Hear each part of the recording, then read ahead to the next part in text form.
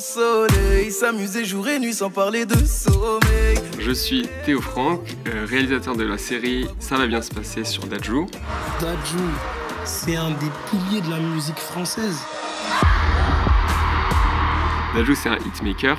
Ce qui est impressionnant chez lui, c'est son côté caméléon. Il sait tout faire. Il avait envie de cette série et ça a été le premier à tout faire pour qu'elle soit la plus authentique possible. Il n'y avait aucune retenue de sa part. C'était son documentaire, son journal intime en fait. Pour lui, c'était hyper important que toutes les personnes qui l'ont amené à être ce qu'il est aujourd'hui aient la possibilité de témoigner et de raconter leur version du phénomène Dadju. Moi, quand j'ai commencé, je me trouvais pas fort. Vraiment pas fort. Moi, je lui disais, t'écris trop mal, c'est pourri. Et il revenait à chaque fois. Alors, c'est de la merde. Oh, ça pue la merde. Dans la multiplicité de ces intervenants, c'était important d'en avoir quelques-uns qui nous permettent de regarder Dadju différemment. Peut-être parfois même avec des choses plus compliquées. C'est pas mon problème parce qu'en fait, quand je vais faire un truc, je vais le faire pour avancer moi. Parce que si moi je le fais pas, vous n'allez pas le faire. Dadju, c'est quelqu'un qui n'a pas tendance à montrer ses émotions. Et l'enjeu de cette série, c'était de le prendre à revers aussi, dans des moments de laisser aller, que ce soit positif ou négatif, où il oubliait totalement la caméra et de pouvoir permettre aux spectateurs de voir un Dadju qui ne contrôle pas. C'est pas Dadju, c'est papa.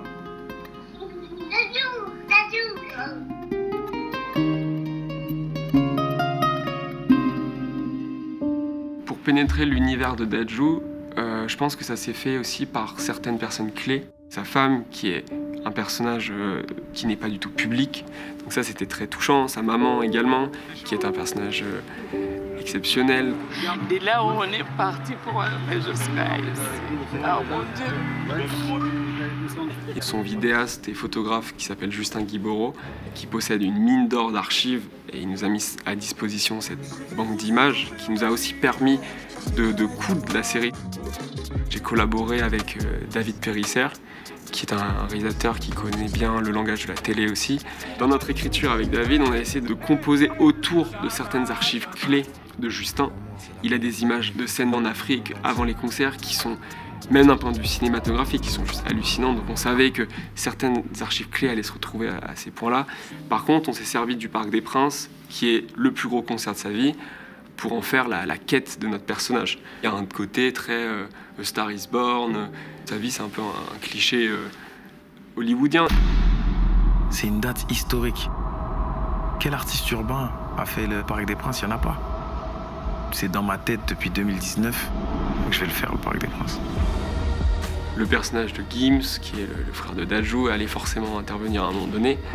J'ai pu penser que j'allais pouvoir être le témoin d'une sorte de petite concurrence. Moi, j'aimais bien, dans ma tête, les comparer à des pilotes de Formule 1 qui se partagent la pole position. Et en fait, très très vite, j'ai vu et filmé toute la bienveillance, par exemple, que Gims porte pour son frère. Et inversement, quand ils se retrouvent à l'Aïd et qu'ils commentent ce qu'ils peuvent ressentir, comme angoisse et autres, dans cette vie de dingue. Là, on est quand même sur une scène exceptionnelle où on a ces deux monuments, entre guillemets, de la musique qui se confient même de façon très intime. Et donc ça, c'est un moment très fort. Il faut se poser les bonnes questions. Hein. Pourquoi on fait de la musique? Pourquoi on l'a fait? Pour quelles raisons on a aimé le faire? On gagne de l'argent pour nos familles, pour pouvoir vivre convenablement, mais on n'est jamais là. C'est ça. Quand on se rend compte de tout ce qu'il a traversé, et la force et la volonté de puissance qu'il conserve malgré les épreuves, on se rend compte que quoi qu'il arrive à Dadju, au final ça va bien se passer. Il le dit tout le temps.